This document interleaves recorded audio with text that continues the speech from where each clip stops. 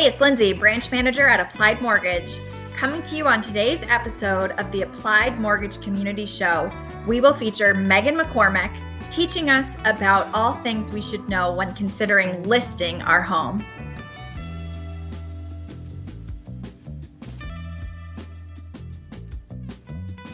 Hey, it's Lindsay at Applied Mortgage, and I am here with Meghan, commonly found across digital media as Pioneer Valley Real Estate with Meghan.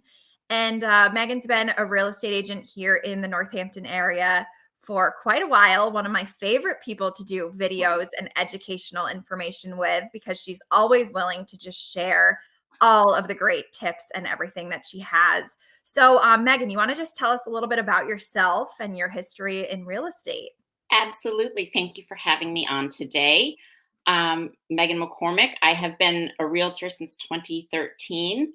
And then a few years later, I got my broker's license. So I'm an associate broker here in the Pioneer Valley, born and raised in the Northampton area. So I've been lucky enough to spend a lot of time working with local clients and a lot of out of towners. So yeah, it's been a really great experience, and knowing the area is such a huge part of working in real estate in that area.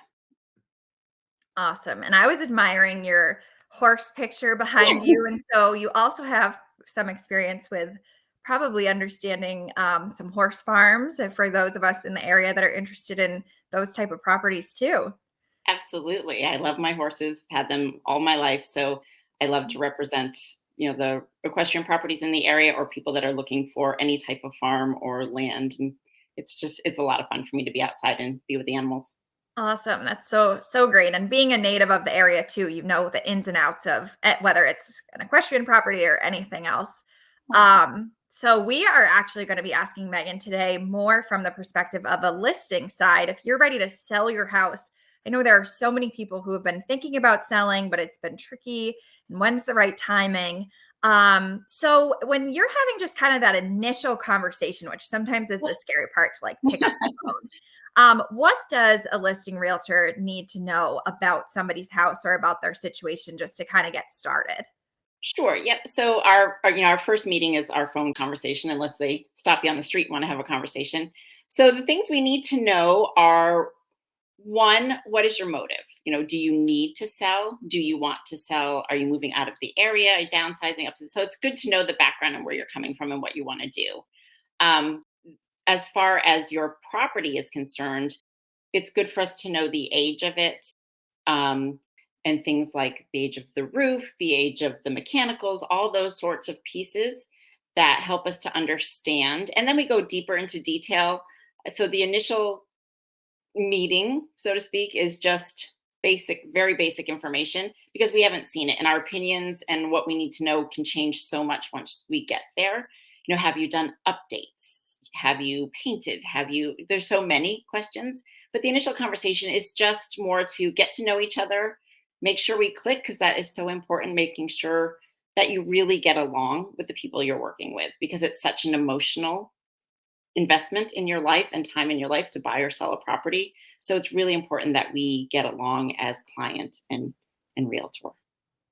Awesome. And it sounds like a lot of the items you mentioned looking at and thinking about as far as the house itself is really more structural related. So a lot of Right. times people ask me like, is the realtor going to look at my things? So when it comes to, personal belongings or what you're actually looking at in the house, what's kind the personal belongings is a joke. I mean, that'll Right. get moved out. But what are really the big pieces that impact value specifically? So location is a huge one, because that is the one thing we can't change. And that is going to be a little bit different for all of our buyers. But knowing the location, what's going on around it, what kind of community you're in, busy street, not busy street, what's around you. But as far as the real property, so the personal property or your things, those don't get sold with the house, joking, non-joking.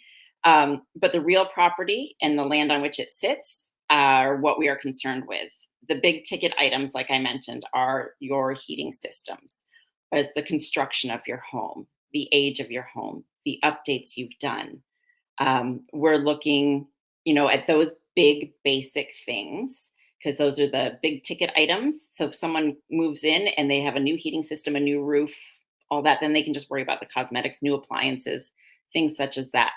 And then it sort of breaks down from there. We look at smaller things like what's your flooring like, what type of finishes is your kitchen, because we know kitchens and bathrooms sell houses. Um, Painting, does it need a paint job?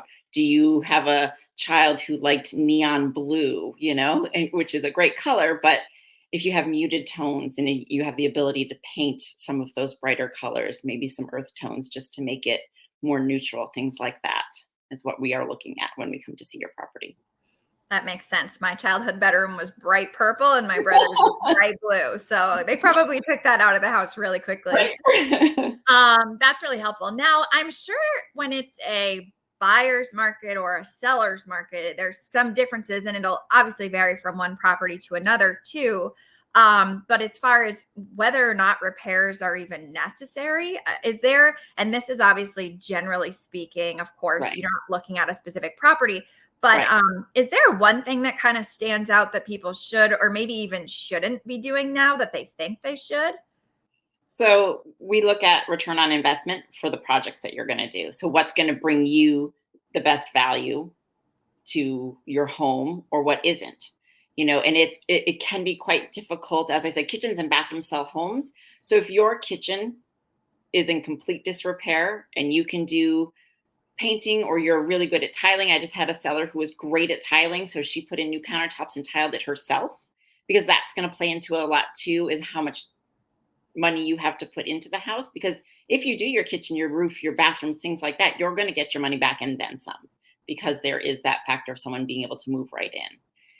In this market that we've been in for the past 2 years, not a traditional market at all. So everybody was just throwing their house on the market as they were and getting over and above asking. So there's traditional and non-traditional markets, but those big items, more customized things, you sort of might want to leave because they might not have the same taste that you have. Right. And if you are going to do a project, so when the seller was just speaking of, she just did grays and off-whites. So it was very soothing and quiet, and people could customize, add color, things like that as you went. Right. You want to be able to make it your own and envision kind of your own spin on the space and not have that bright purple or something going on. My bedroom was lavender when I was a kid. Lavender, perfect. Yeah, Yeah. that's probably a popular one. Yeah. So when somebody is going to list their house, a lot of times we hear this acronym thrown around, a CMA. And so can you just talk a little bit about what that even means in the first place, and then I'm leading the question a little, but how you're coming up with the pricing from there? Absolutely. So a CMA is comparative market analysis, which means we're going to take your property, our subject property, and compare it to similar homes in the area that have either sold or are under agreement or are on the market, to see where yours will fit into the current marketplace. So we can do a CMA, and it's literally for the market that we're in. What is your house going to sell for today on the market should you put it on? Because as we know, it's ever changing.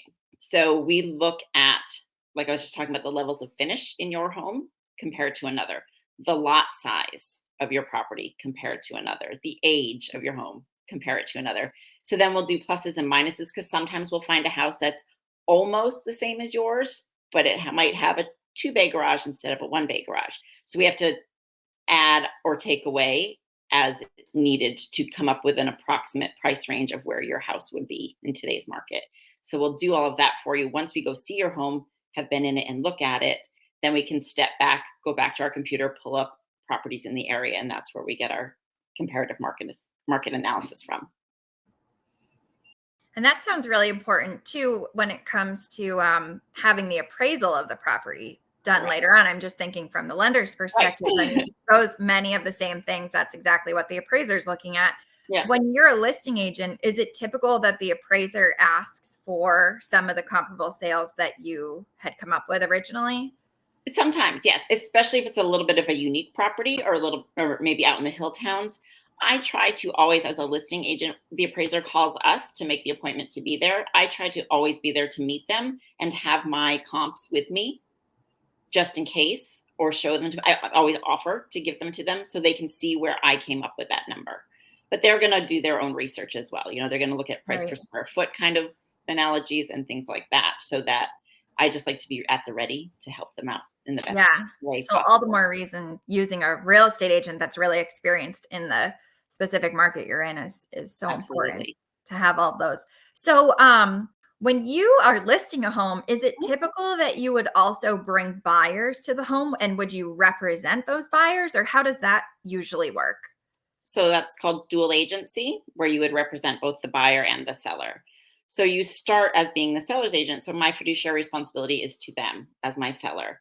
And sometimes, like if we get an open house or people call the listing agent and they're unrepresented, they will ask if I can represent them or the listing agent can represent them.